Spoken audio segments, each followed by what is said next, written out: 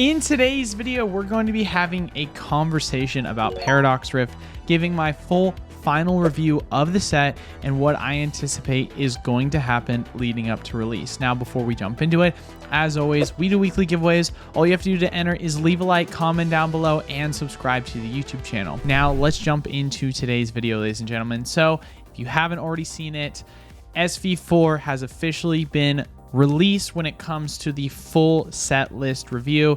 The set itself won't come out until about a week and a half from today, which is Wednesday when this video will go live. So get excited for Paradox.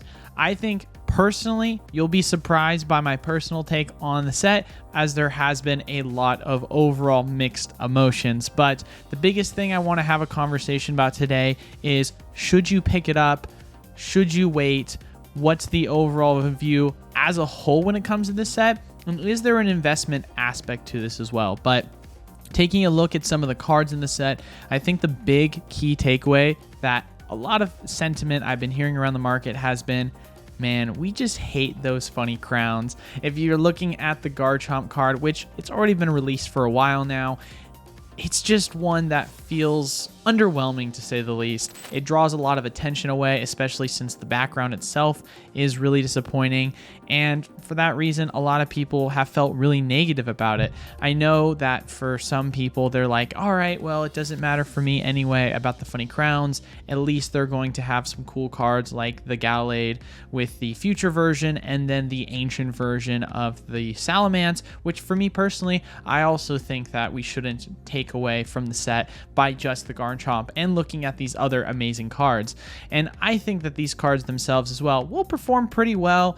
I don't know how it's going to look in the short term to long term, especially since prices are already so low for the booster boxes. But hey, if we watch TCG Player, prices have actually been going up. Most recently, it was at 105, now pushing to 115, which, hey, that's a good performance so far, especially since a lot of sites were selling them for so much cheaper. I mean, here in my wholesale Patreon program, we were selling them for 90 bucks a piece. Make sure, as always, to check out the links in the description below if you want to be a part of that. But in terms of the remaining of the set, I think that the biggest thing that a lot of people really want to be looking out for is the waifus. Yes, I know a lot of people are very much indifferent when it comes to the waifus.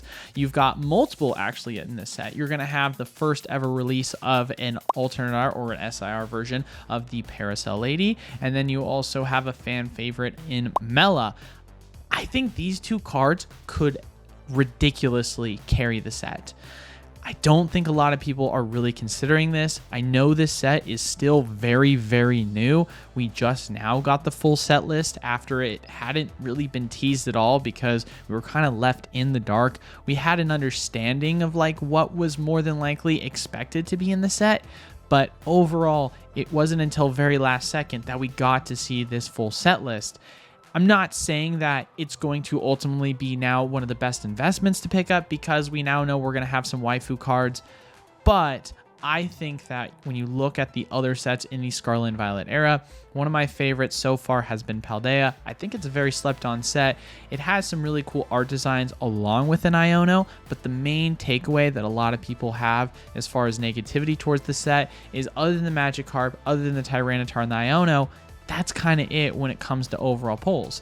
Well, with this set, you're going to have two waifus that you're going to be able to pull. If you're a fan of the crowns or not, it's still a possibility of hitting a Garchomp, which a lot of people do like the art design for the Garchomp. You're going to have the Roaring Moon card in the Ancient Salamence, and you're going to have the Iron Valiant with the Gallade, which I think people are going to like the cards, regardless of whether you're a fan of the new artistic style or not. Kind of like with what happened with Astral Radiance, the cards still were on top when it came to the ancient origin forms of the Dialga and the Palkia. Not to mention, as well on top of this, speaking of other cards that I think could bring additional value that aren't going to be in the SIR slot, is some of the character rares or the illustration rares that are involved. We have some really cool ones, my favorite being the Groudon. I feel like this has a very similar style or look to the Tyranitar, but Groudon, this might be a hot take, is a more desirable character, especially since it is a full-on legendary, and I could see that card being an extreme value when it comes out the gate. Now, outside of that, in the illustration rares, there are a couple of really cool ones if you're into baby Pokemon. We've got really cool artisans like Magbees, and there's a couple other ones outside of those, but for me, I think that the best cards are really going to come and fall into the remainder of the set, which is going to be the gold cards. I think that the Iron Valiant and Roaring Moon gold cards are also going to be extremely desirable. So unlike with Paldea Evolved, where your main pulls are going to be just the kind of main big three, plus the Chen Pao, if you really consider that, since it is at release around a $30, $35 card, but it was really just both the different variations of the Iono, as well as the Magikarp and the Tyranitar. That was what everyone was chasing. I think this set, there's going to be way more cards that people are going to be chasing, which inherently is going to bring a ton of value to the set. Not to mention as well, another really important factor that I think people are not considering is that from the looks of it, there is a ton of cards that are going to be competitively viable. Now, before you switch off the screen because you're like, Eli, I'm not here to talk about competitive viability within cards. I just care about whether I should open it or not. Well, this is important to you for a couple of reasons why. If you take a look at the Iono, the uncommon version of the card, the overall value that it holds right now is $3. Yes, that means that if you open a booster pack of Paldea Evolved, which is going for around $2.70, you hit that uncommon card Iono, it pays for the pack itself. You also have a Jet Energy in that same exact set that is an uncommon that is going for $2. Now, obviously, we're looking at pre-release pricing, so who knows how expensive a lot of these cards are going to be when it comes to the actual release date. But if we have even just one or two of these cards that are going to be in the uncommon slot, and you happen to open Paradox, which has been on a massive discounted rate within the market since prices have been super cheap because a lot of negativity in the market, you're giving the opportunity to potentially have picked up a booster box set that is going to be around the 90s price point. It's going to have a ton of competitively viable cards that you could pick up and sell to offset potential losses that you have of opening product. And you're going to have drastically more hits that you're going to potentially be able to get a ton of value on with multiple waifus, with multiple big chase hitter cards, both in the gold slot and the SIR slot, as well as the Groudon in the illustration rare slot. I think this is a set that, as much as we like to criticize it as a whole because it doesn't have Gen 1 starters, it doesn't have that, Gen 2 vibe that everyone was looking for, especially, speaking of Gen 1, going off of 151 and the hype around that and showing that Scarlet and Violet is not the problem in terms of just the overall era as a whole. It's just within the individual sets, because still 151 can perform well even within the Scarlet and Violet era. It's just something where you can see a set like Paradox, which is not going to have these big hitter first gen Pokemon and fan favorite Pokemon still perform well. Which, I mean, personally, I think that Salamence and Gallade are really cool Pokemon. Maybe I'm just a little bit of a bigger fan than everyone else, but having the SIR designs that they're going to have, they're obviously going to be of value. It'll be interesting to see how much they're going to be in value compared to the overall waifu cards.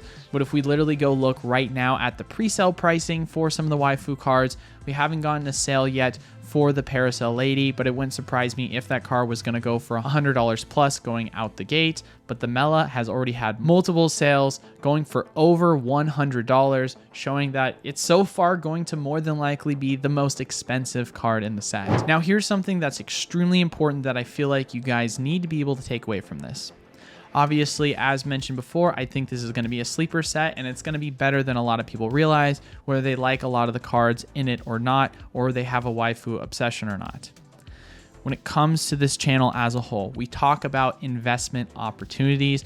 We talk about trying to get in while everyone is sleeping.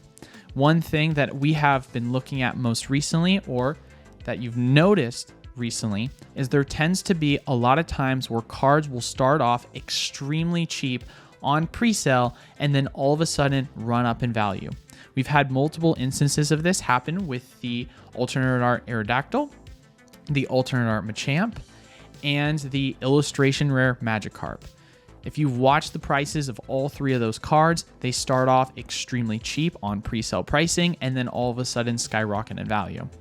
I'm not saying that this is exactly what's going to happen when it comes to pre-sale, but what I am saying is that a lot of people are sleeping on the wheel about this set, and there's going to be a lot of cards that are going to be undervalued out the gate. And so make sure, as always, this is not financial advice. I'm not a financial advisor, but make sure you're going to be taking advantage of this and taking a look at some of the cards that you possibly think could be slept on, that have a really good potential opportunity to make great gains when some of these slept on singles will go up in value because people were missing out on getting in on them on a cheaper price point. But as far as it goes, ladies and gentlemen, that is all for today's video. Hopefully you guys found some value out of it.